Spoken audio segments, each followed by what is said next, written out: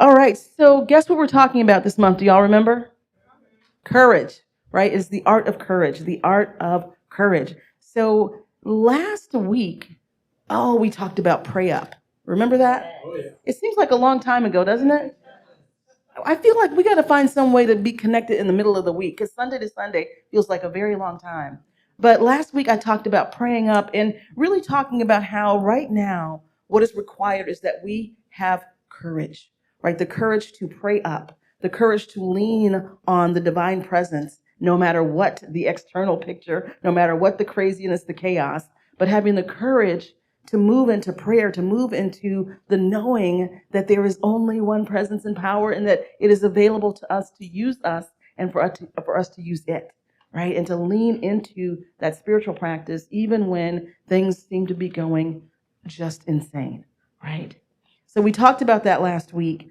And then this week, I'm talking about show up because it takes courage to show up, right? And so frequently what happens is we think about showing up physically. Like if I do some stuff, I got to do some things to show that I'm showing up. And I want to, and that's part of it, yes, but I want to talk about some other ways to show up, right? Other ways to show up and why it is an act of courage. I think when we look around right now at all that is going on, there's like this constant drumbeat of headlines of chaos and disaster and instability and conflict and strife happening. And it's easy to want to check out, right? It's easy to want to just check out, be on an island called Netflix, and, just stay there, right? It's very easy to do that. And sometimes we need to do that just to have some sanity, right? We do need to do that. But it takes courage also just to show up. And so I want to start first with showing up for yourself because how you show up for yourself is how you show up for God, and then it reflects in how you show up for other people. It's all the same thing.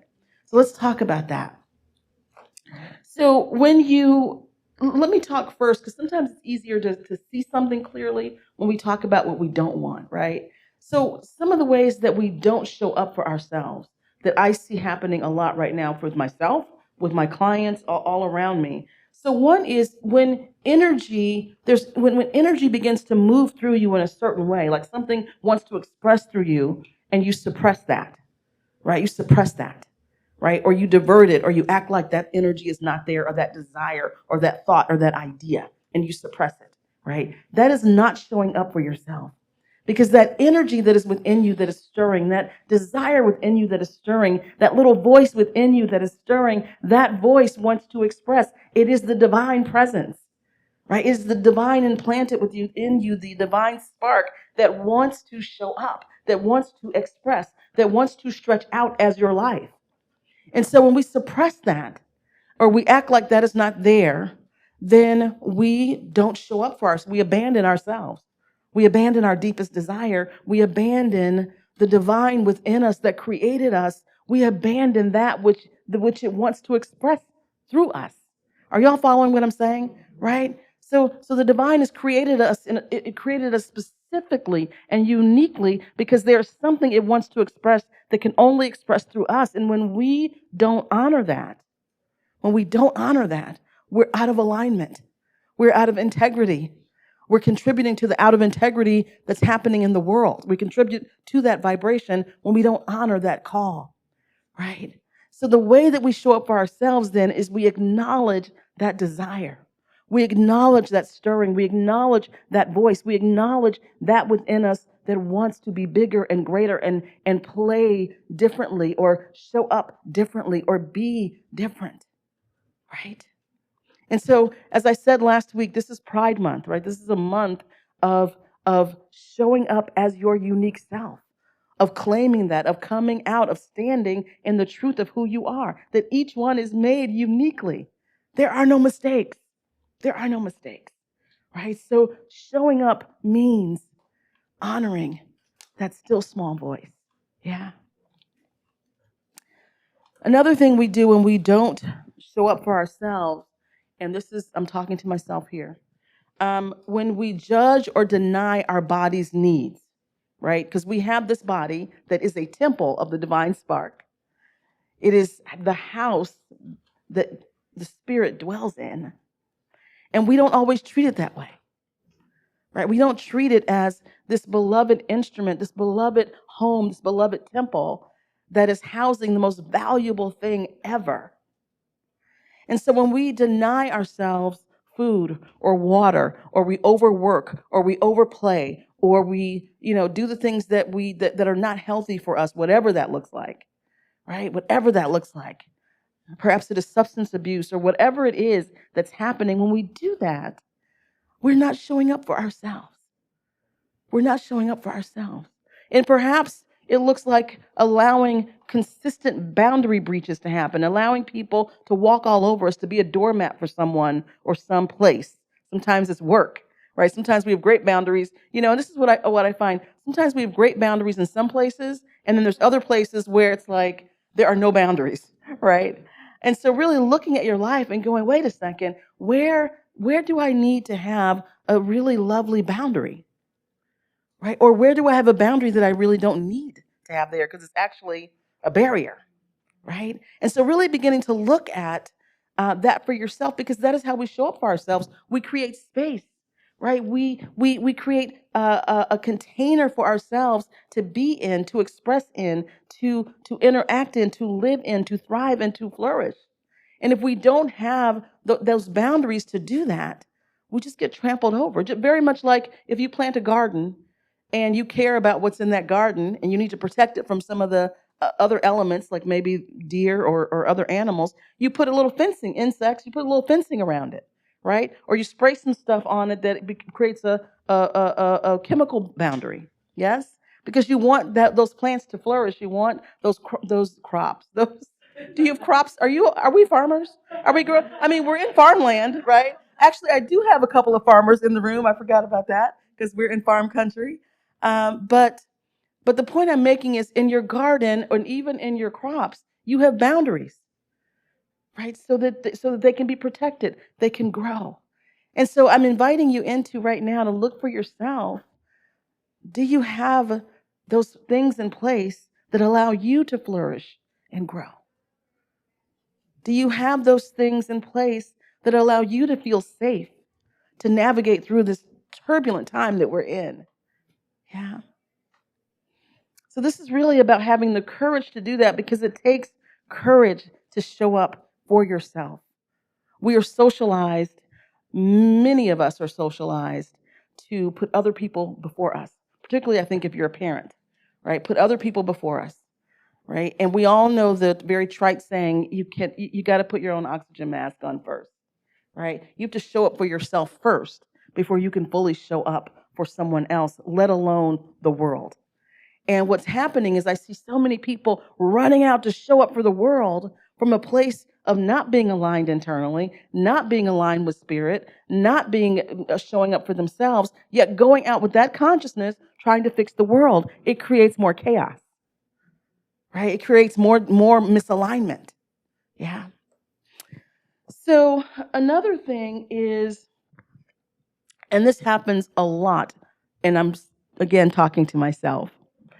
When you're physically there, but mentally and wholeheartedly you're not. Anybody have that experience? Right? You're physically there, like I see the person's mouth moving, but I'm a million miles away, right? I'm not present. Yeah, and this happens so frequently because all of us have a lot going on. Yes. And so it takes courage to really show up. Let go of whatever your mind is holding on to. Let go of whatever your ego wants to play with and dance with. Let go of that and literally just show up for the person in front of you or the people in front of you. Right? It takes courage to do that, to let go and drop the other things. And so I invite you into that, though, because in my corporate work, one of my areas of expertise as a coach is called executive presence or leadership presence.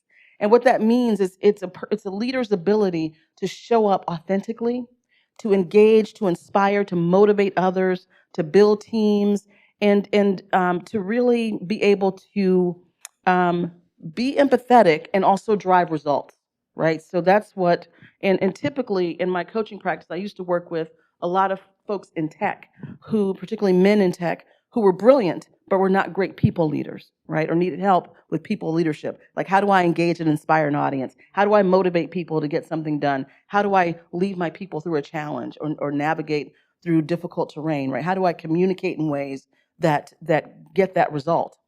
And so one of the things I would notice, and I always would say to my clients and still do, is in order to have great executive or leadership presence, you have to be present first, right? You have to show up wholeheartedly first, because you don't have great presence when you're distracted, right? I mean, just think about it. When you're in a conversation with someone who you can tell is distracted, their energy is down, right? You're not engaged because they're not fully in, and so you're not fully in. Yes? And so the precursor to having great presence is you have to be present. So you have to be wholeheartedly in with your mind, with your heart, with your ears, with your presence, and totally engaged in order for that communication to then become engaging, where you can then actually inspire or touch or move people, right? If I was standing here and I was like, today we're going to talk about change or courage or something like that. And I think what we're going to do is I think what I'm going to do is we're going to talk about how we show up for ourselves. Like, if I did that the whole time, and we have some new first time visitors here, so you would be out the door, right? You'd be out the door like, what is going on? I'm not sitting through this for 20 minutes, right? And so being present is so important, because it creates the connection between you and the other individual, right? It creates that connection between the God in you and the God in them, right? It opens the door to that connection, right? And then it becomes engaging. Then someone becomes inspiring. Then you're motivated to move, right? So try this at home, which is what I tell my clients. Try this at home with your beloveds, with your children, with your spouse. See what happens if you really show up and you're really present from the very beginning, right? You're present in a different way, and watch what happens if you begin to practice that, right? And so I'm talking now about what happens and why we don't show up for ourselves. And here's the thing that's so interesting. When we don't show up for ourselves, we're not showing up for God. Right? Because the presence of God is within each of us. And so if we're not showing up for ourselves, we're not showing up for the divine. Yeah? And so here's the thing that's so interesting. I love this. I love this beautiful Psalm 139 that I want to read for you. So buckle in, because I took a long segment of it. But I will say that one of the things in Science of Mind, one of the things that we teach is God is everywhere. Right? Ernest Holmes says, God, there's not a spot where God is not. God is everywhere. And God always shows up for us. He says, the ancients said that God's center is everywhere and his circumference is nowhere. Right? God is everywhere, always showing up for us. We're the ones who turn our backs or move away from the presence, right? And Psalm 139 says this so beautifully. So I'm going to read this slowly. Drink this in and really feel this in the depth of your soul as I read this through. And it talks about the Lord is always near. So here's what the psalmist wrote. You have looked deep into my heart, Lord, and you know all about me. You know when I am resting or when I am working, and from heaven you discover my thoughts. You notice everything I do and everywhere I go. Before I even speak a word, you know what I will say. And with your powerful arm, you protect me from every side. I can't understand all of this. Such wonderful knowledge is far above me. Where could I go to escape from your spirit or from your sight? If I were to climb up to the highest heavens, you would be there. If I were to dig down to the world of the dead, you would also be there. Suppose I had wings like the dawning day and flew across the ocean. Even then, your powerful arm would guide and protect me. Or suppose I said, I'll hide in the dark until night comes. I'll hide in the dark until night comes to cover me over. But you see in the dark because daylight and dark are all the same to you. You are the one who put me together inside my mother's body. And I praise you because of the wonderful way you created me. Everything you do is marvelous. Of this I have no doubt. Nothing about me is hidden from you. I was secretly woven together out of human sight, but with your own eyes you saw my body being formed. Even before I was born, you had written my name in your book, and you know everything about me. Even before I was born, you had written in your book everything about me. Is that amazing? Right? Is that amazing? This realization that God is closer than we can even imagine. And it created us out of itself. It knew us before we were formed in our mother's wombs. And this is why it is so ridiculous to have all of these divisions that we create as humans of race and gender and sexual orientation and all. It's ridiculous. God created each of us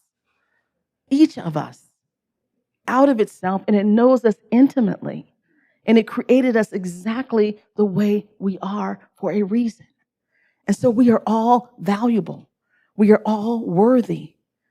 We are all here with a divine purpose.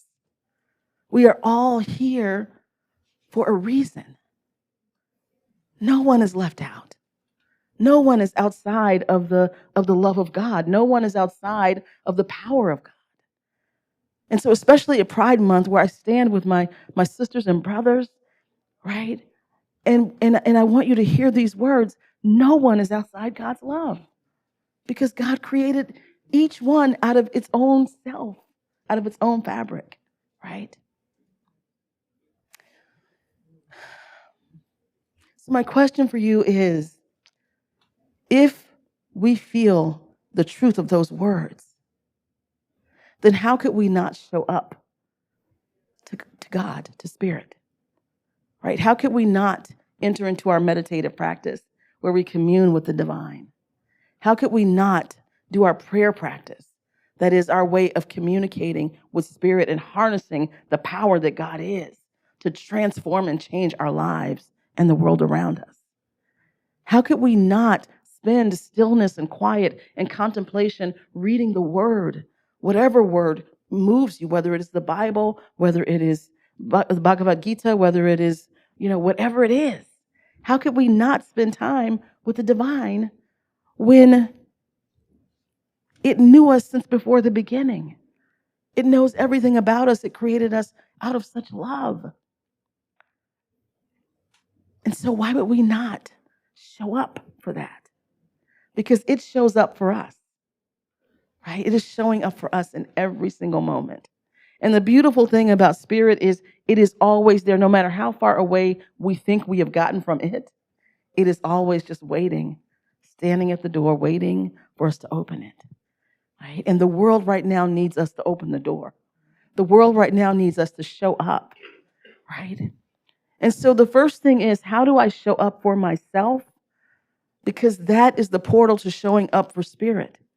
So taking care of myself, having good boundaries for myself, doing my spiritual practice, doing my meditation, doing the prayer work, taking classes, being in spiritual community, right? These are the ways we begin to show up for ourselves and for God, right? And then from that consciousness, we then begin to serve in the world, not the opposite way around, right? Because right now we are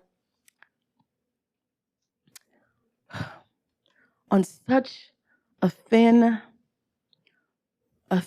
line, a thin precipice of which way we're going to go. We're on a very, very thin line. And it does not take people running out unhinged and resisting and fighting back unhinged. It doesn't take that. Some people, that might be their path. But what it takes is for those of us who are awake and who are conscious to do our own work, to hold and do our spiritual work and our spiritual work for the world, and let God move us into whatever it is we're to do in terms of supporting and shifting what is happening. But a problem can't be solved at the level of the problem. And we've tried the human ways, right? And it's not sustainable. So there has to be a spiritual transformation that happens, and it happens here, person by person by person by person, practice by practice by practice by practice, right? So if each person here would up their spiritual practice by 10% this week, exponentially, the impact would be incredible, right? If each person here would invite other people on Sundays into this community so that we begin to really stoke a consciousness of oneness and stoke a consciousness of, of, of wholeness and stoke a consciousness of each of us is valuable, the result would be exponential, right? And so I'm inviting you into showing up, like really showing up, even though there are things that want to pull our attention. Yeah? Are y'all with me? Am I being too fussy? I feel, I hear people who, I'm hearing some feedback I've gotten over the last couple of years since I've been a minister, where people are like, can't you tell a funny story? Like, why don't you tell a funny story? Or why can't you tell and I realize, I feel like I'm up here like preaching, Do you want more funny stories?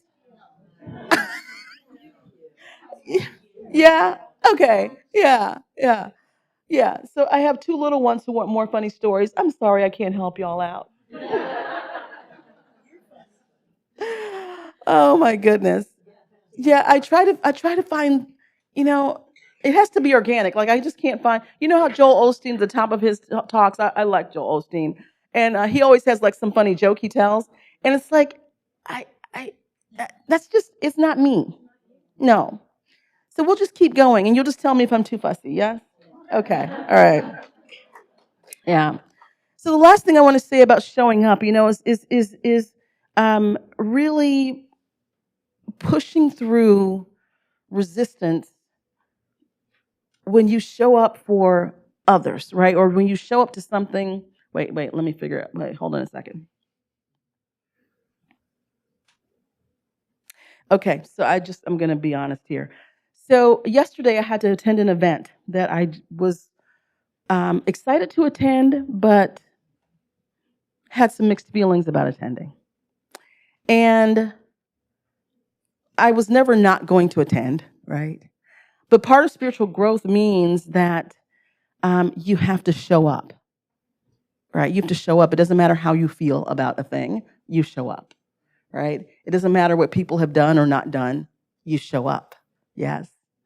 And you show up as pure and undefended and as centered and anchored as you possibly can. And you let people be however they need to be, right? And so it was such a beautiful experience to walk through that because it didn't feel good initially, because I'm thinking, okay, what's going to happen and what's this and what's that, and finally I just had to give it to God. It's like I'm just showing up, and it was a beautiful, beautiful time. I got to hug people, see some people I hadn't seen in a long time, and also realize with great clarity that I am in my absolute right place. Not that I ever questioned it, but that I'm in my absolute right place, doing exactly what I am born to do and called to do. And I realized there was a speaker yesterday who's my mentor, Dr. Edward Viljoen, who's the senior minister at CSL Santa Rosa. And he was talking about a calling, like when ministers get a calling or ministerial students get a calling. And so he was describing different ways that may happen. And one thing that I got so strongly and that I remembered is when I resigned from my last role, as I was going through that process, I felt the power of being a minister started to amplify through me. It was a very strange experience. And I remember other people asking, "Oh, are you going to continue being a minister?" And I'm like, "Oh my God, I'm so all in." Even though it was a very difficult transition in lots of ways, something within me was called into ministry even more in walking through that process. And it's hard to explain. I hope you can feel what I'm saying. But it was something about the challenge, and there were things happening that were extremely challenging, probably some of the biggest leadership challenges I've had.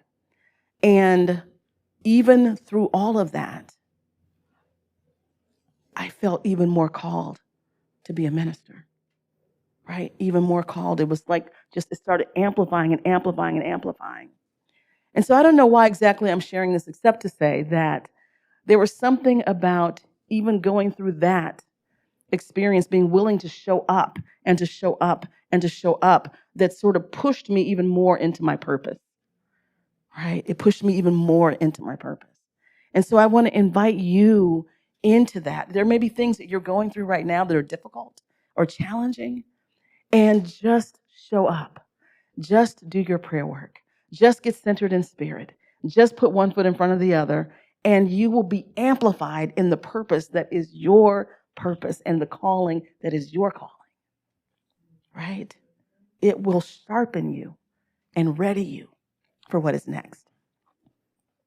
And I believe when we look at the collective, that is actually what's happening, although it's very, very difficult to look at the collective, right? But I truly believe that there's an amplification, there is a purification that is happening for more and more of the divine to be visible, available, present here on the planet, right? But it's unsettling as we go through it, yeah. So this is why we show up and we do our work. So here's my question for you. How are you going to show up for yourself or for spirit this week? Just yell it out. Okay. Meditate and dance. I love it. Go bowl. Go bowl. Yes. Go bowling. And I'm going to show up for bowling, which I love. And you've never seen a better gutter ball than I can throw. And I love it. So I haven't been bowling in such a long time, so I hope you'll join us. Make sure you sign up so we'll know who's coming. What else? How are you going to show up for yourself? Be present. Listen. Exercises. Time in nature. Did you say something? Marina? Okay, I thought you said something. Oh, be present. Okay, all right, wonderful. Okay, so everybody has their assignment for the week, yes? Of how they're going to show up for themselves and for spirit this week. I would love for you to join me at 9 o'clock in meditation. I will zap you up with the most powerful prayer ever if you're in that space with me. And we pray for the whole center anyway when we're together. So y'all are all prayed up with us. So I'd love for you to join me at 9 o'clock for that. And if you want to walk at 7:15-ish, notice the ish, we meet at Campbell Track to really walk around. At Santa Rosa, they call it the Spirit Walk. I have to ask them, can I borrow that? I like that, actually. But in any event, right now we're walking with the Rev, so we walk the Campbell Track if you want to do that in the mornings, okay? Okay, beloveds, let's turn within, shall we?